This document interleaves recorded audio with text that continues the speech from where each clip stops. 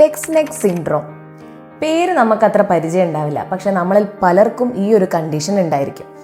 നമ്മളിൽ പല ആളുകളും ഫോൺ ഇങ്ങനെ ഉപയോഗിക്കുന്ന ആൾക്കാരായിരിക്കും. എന്തിനാ? ഈ വീഡിയോ വരെ നിങ്ങളിപ്പോൾ കാണുന്നത് തല ഇങ്ങനെ വെച്ചിട്ടായിരിക്കാം. അപ്പം അങ്ങനെയുള്ള ഒരാളുകൾക്ക് വരുന്ന ഒരു കണ്ടീഷനാണ് ടെക്സ് നെക്ക് സിൻഡ്രോം എന്ന് പറയുന്നത്. അതായത് നമ്മുടെ കഴുത്തിന് ഈ ന്യൂട്രൽ പൊസിഷനിൽ വെക്കുന്ന സമയത്ത് നമ്മുടെ സ്പൈനിൻ്റെ മുകളിൽ, അതായത് സെർവൈക്കൽ സ്പൈനിൻ്റെ മുകളിൽ വരുന്ന ഒരു വെയിറ്റ് എന്ന് പറയുന്നത് 5 കിലോ ആണ്. അത് കഴുത്തിൻ്റെ ആംഗിൾ മാറുന്നതിനനുസരിച്ച് ആ സ്പൈനിൻ്റെ മുകളിലേക്ക് വരുന്ന വെയിറ്റ് കൂടി വരികയാണ് ചെയ്യുന്നത്. അതൊരു 15 ഡിഗ്രിയിലേക്ക് പോകുന്ന സമയത്തേക്ക് ഈ വെയിറ്റ് 12 kg വരെ കൂടുകയാണ്. അത് ഇങ്ങനെ ഒരു 60 ഡിഗ്രി ആംഗിളിലേക്ക് പോകുന്ന സമയത്ത് ആ വെയിറ്റ് 27 kg വരെ എത്തുന്നുണ്ട്. അതായത് 27 കിലോ കഴുത്തിൻ്റെ മുകളിൽ വെച്ചിട്ട് ഇരിക്കുന്നത് പോലെയാണ് കഴുത്ത് ഈ ഒരു പൊസിഷനിൽ വെച്ച് നമ്മൾ ഗാഡ്ജറ്റ്സ് ഉപയോഗിക്കുന്ന സമയത്ത് വരുന്നത്.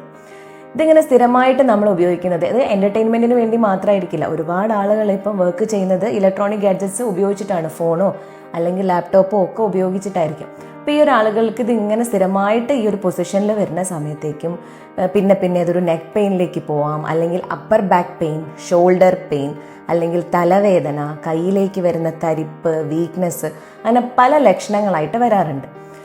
ഇതിങ്ങനെ കണ്ടിന്യൂസ് ആയിട്ട് യൂസേജ് വരുമ്പോൾ അതൊരു ക്രോണിക് പെയിനിലേക്ക് മാറും.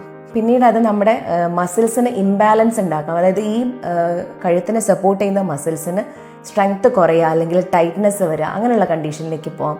സ്പൈനൽ മിസ് അലൈൻമെൻറ്റ് വരും. നമ്മുടെ സ്പൈൻ ഒരു കർവേച്ചർ ഉണ്ട്, ആ കർവേച്ചർ നഷ്ടപ്പെടുക, നമ്മുടെ സെർവൈക്കൽ സ്പൈനിനുള്ള വളവ് കുറഞ്ഞു പോവുക, അല്ലെങ്കിൽ അപ്പർ ബാക്ക് ഒരു കൂന് പോലെ വരിക, അങ്ങനെയുള്ള കണ്ടീഷൻസ് ആവാം.